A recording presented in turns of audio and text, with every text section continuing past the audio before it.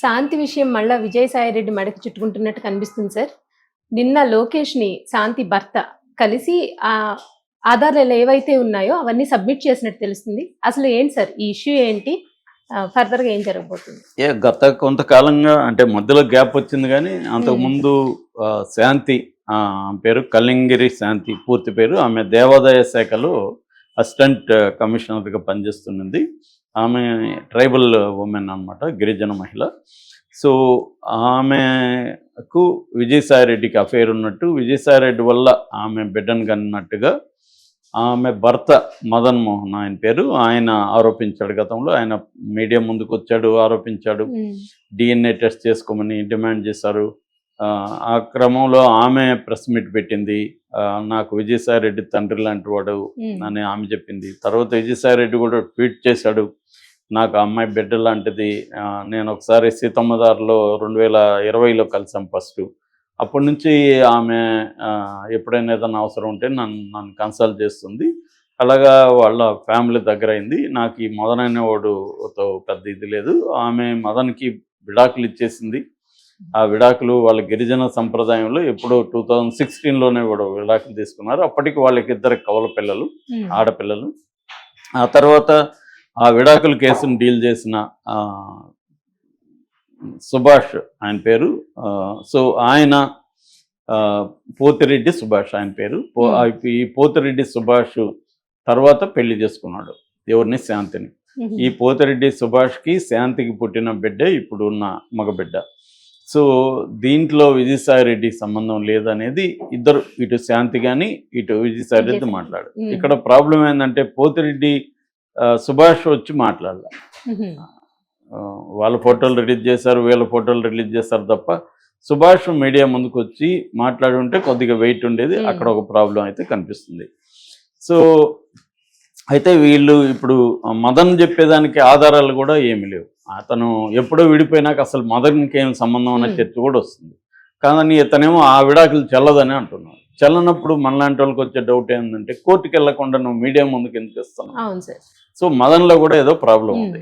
లీగల్గా తనకి రైట్ ఉంటే, ఆమె మీద రైట్ ఉంటే ఆయన కోర్టుకి వెళ్ళాలి కదా.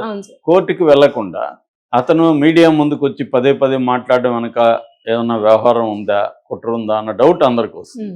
నీకు లీగల్గా నువ్వు ఆమె విడాకులు ఇవ్వలేదని నువ్వు చెప్తున్నావు, ఆమె ఇచ్చిందని చెప్తుంది. మరి లీగల్గా మీ విడాకులు లేకపోతే మేము విడాకులు లేదు, నా భార్య ఇలాగా అఫేర్ పెట్టుకునింది అని నువ్వు కోర్టుకి ఎందుకు వెళ్ళట్లేదు? సో అది వెళ్ళట్లేదు. రెండవది ఆమె ఏం చెప్తుందంటే 2016లోనే మాకు విడాకులు అయిపోయినాయి, నా భర్త నన్ను అప్పటి నుంచి అరెస్ట్ చేస్తున్నాడు అనేది ఆమె చెప్తుంది. ఆమె అన్నా కోర్టుకు వెళ్ళి లీగల్గా ఎందుకు ఫైట్ చేయట్లేదు అనేది అర్థం కాదు. సో ఇటు విజయసాయిరెడ్డి కూడా ఈ మదన్ మోహన్ మీద కోర్టులో కేసు వేయచ్చు కదా, ఇతను నన్ను ఇచ్చేస్తుంది పర్మిషన్ దావు ఇంకోటి. వీళ్ళెవరు కోర్టులకు పోకుండా లీగల్గా తెలుసుకోకుండా పబ్లిక్గా దీన్ని కేసుని డిస్కస్ చేయడం ద్వారా అటెన్షన్ గ్రాప్ చేసుకోవడం, డైవర్షన్ పాలిటిక్స్ ఇవి జరుగుతున్నాయి తప్ప వీళ్ళది నిజానికి ఒక ఫ్యామిలీ ఇష్యూ అనుకుంటే వాళ్ళు కోర్టుకి వెళ్ళాలి. ఆ సంబంధిత వ్యక్తులు ఎవరెవరు ఉన్నారో వాళ్ళు కోర్టుకు వెళ్ళి లీగల్గా ఫైట్ చేసుకోవాలి. మామూలుగా ఇదే మామూలు వ్యక్తులకు వస్తే అదే జరుగుతుంది. కాకపోతే ఇక్కడ ఏంటంటే అక్కడ ప్రతిదీ రాజకీయమే. ఆంధ్రప్రదేశ్లో కాదేది రాజకీయాలకు అనర్హం అన్నట్టుగా అన్ని రాజకీయమే కాబట్టి ప్రత్యర్థుల్ని ఎటువంటి ఇబ్బందులు పెట్టాలని 2 పార్టీలు కూడా ఆలోచిస్తున్నాయి. తెలుగుదేశం పార్టీ వైసీపీ వాళ్ళని ఎలా ఇబ్బందులు పెట్టాలి, వైసీపీ తెలుగుదేశం. సో ఈ కాంటెక్స్ట్లో విజయసాయిరెడ్డి ఇంపార్టెంట్, ఆల్మోస్ట్ నెంబర్ 2 లాగా ఉంటాడు కాబట్టి ఆయన్ని ఇబ్బంది పెట్టాలని వీళ్ళు ఇచ్చేసారా? చాలామందికి డౌట్ ఏంటంటే విజయసాయిరెడ్డి DNA టెస్ట్ చేసుకుంటే పోతుంది కదా, డిమాండ్ అది కదా. సో దానికి విజయసాయిరెడ్డి ఎవడో గొట్టంగాడు వచ్చి నన్ను DNA టెస్ట్ చేసుకోమని అంటే ఎంతో, రేపొద్దున ఇంకొక అమ్మాయిని తీసుకొస్తారు, నాకు ఇంకేం పని లేదా, DNA టెస్ట్ నేను ఎందుకు చేసుకోవాలి? ఇదే మదన్ మరి కోర్టులో అడగచ్చు కదా, DNA టెస్ట్ తీసుకోమని. కోర్టుకి ఎందుకు వేయడం మదన్ అనేది మళ్ళీ డౌట్. అంటే క్లియర్గా మదన్ అనే వ్యక్తి ఈమెకు ఎప్పుడూ విడాకులు అయితే అయిపోయినాయి, కానీ మదన్ మళ్ళీ దీన్ని ఇష్యూ చేస్తూ కూర్చున్నాడు.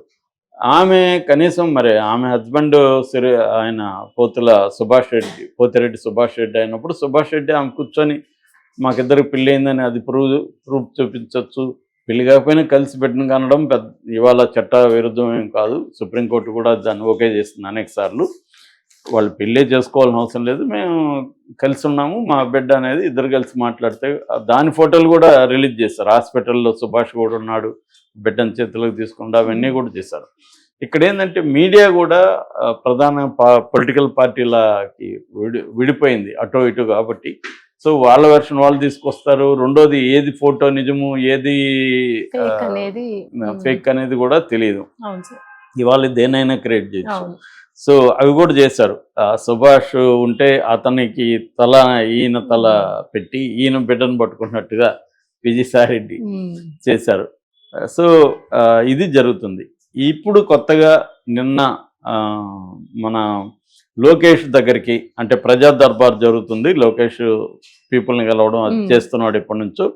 అక్కడికి మదన్ వచ్చి మతన్ కొన్ని ఆరోపణలు చేశాడు. అదేంటంటే, ఒకటి, కావాలని నన్ను ఏమార్చి అమెరికా పంపించాడు విజయసాయిరెడ్డి, పంపించి నా భార్య తప్పేరు పెట్టుకున్నాడని ఆయన చెప్తున్నాడు. అట్లాగే విడాకులు అనేది అబద్ధం అని కూడా ఆయన అంటున్నాడు. అట్లాగే ఇండియన్ ఇన్స్టిట్యూట్ ఆఫ్ ప్యాకింగ్ అనే దాంట్లో నేను పనిచేస్తున్నాను, నన్ను కావాలనే హైదరాబాద్ నుంచి కలకట్టాకి ట్రాన్స్ఫర్ చేయించాడు విజయసాయిరెడ్డి అన్న ఇంకొక ఆరోపణ చేశాడు. ఇంకొక పెద్ద ఆరోపణ ఏంటంటే, నా భార్య శాంతి విజయసాయిరెడ్డి కలిసి ఆ పేరు పెట్టుకొని బిడ్డను కనడంతో పాటు విజయసాయిరెడ్డి ఇక్కడ బీచ్ వైజాగ్లో మన దాని ఏమంటే భీమిలి వరకు, ఆర్కే బీచ్ నుంచి భీమిలి వరకు ఉన్న ఆ స్ట్రెచ్లో దాదాపు 1500 ఎకరాలు ఆక్యుపై చేశాడు శాంతి ద్వారా అనేది కూడా ఒక ఆరోపణ చేశాడు. అట్లాగే శాంతికి ఎక్కడెక్కడ ఆస్తుల వివరాలు కూడా ఇచ్చాడు. కుంచనపల్లి దగ్గర 4 ఎకరాల విల్లా ఉందని చెప్పాడు. జగన్ ఇంటి సమీపంలో 3 ఎకరాల ఇల్లు ఉందని చెప్పాడు. విశాఖ సాగర్ నగర్ దగ్గర 3 BHK ప్లాట్ ఉందని చెప్పాడు. అట్లాగే ఆమెకు చాలా లగ్జరీ కార్స్ ఉన్నాయి. ఇవన్నీ కూడా అక్రమ సంపాదనలో వచ్చింది కాబట్టి వీటి మీద విచారించాలని కూడా చెప్పారు. ఆల్రెడీ ఆమెను సస్పెన్షన్లో ఉంచింది తెలుగుదేశం గవర్నమెంట్ వచ్చిన తర్వాత. సో ఇవన్నీ అవాస్తవాలని ఇప్పుడు వీళ్ళు చెప్తున్నారు. అయితే ఇంకా దీని మీద ఇదేంటంటే లేటెస్ట్గా జరిగింది, దీని మీద శాంతి కానీ ఇటు విజయసాయిరెడ్డి కానీ ఇంకా రియాక్ట్ అవ్వలేదు. సో ఇది ఎక్కడికి పోతుంది? ఇప్పుడు లోకేష్ ఏమో ఈయన 2 డిమాండ్లు చేశాడు. ఒకటి, వాళ్ళ మీద చర్య తీసుకోవాలి, 2, నా ట్రాన్స్ఫర్ని మళ్ళీ నాకు వెనక్కి కావాలని. మరి ఈయన ఏమన్నా కలకట్టాలో ఉండడం ఇష్టలేక ఇక్కడికి రావడానికి ఈ ఎత్తుగడ పన్నాడా మదన్ ట్రాన్స్ఫర్ చేయించుకోవడానికి? సో దీన్ని ఇప్పుడు ఈ ఆరోపణలకి ఈయన దగ్గర ఉన్న ప్రూఫ్ ఏంటి? ఎప్పుడైనా ఆరోపణలకి ప్రూఫ్ ఉండాలి కదా. అందుకనే కోర్టుకి వీళ్ళు ఎందుకు వెళ్ళారంటే, వీళ్ళకి కోర్టులో ప్రూవ్ చేయడానికి ఏమి ఉండదు. ఇక్కడంటే అందరూ రాసేస్తారు. విజయసాయిరెడ్డి జనాలు కూడా ఇవన్నీ ఎందుకు, నువ్వు DNA టెస్ట్ చేసుకోవచ్చు కదా అని అడుగుతారు. సో DNA టెస్ట్ ఎవడో వచ్చి నువ్వు DNA టెస్ట్ చేసుకొని నీ బిడ్డ కదా నిరూపించంటే ఎందుకు నిరూపించుకోవాలి? తప్పు కదా. అది అసలు ఆ డిమాండే తప్పు కదా. నువ్వు ఆరోపణల మీద విచారణ జరపండి, కోర్టు ఉంది, న్యాయస్థానం వ్యవహారాలు ఉన్నాయి, వాటి ద్వారా వెళ్లకుండా ఎవడో ఒకటి వచ్చి ఆరోపిస్తే రేపొద్దున ఇంకొకరిని తీసుకొచ్చి విజయసాయిరెడ్డి బిడ్డ నిరూపించరా DNA అంటే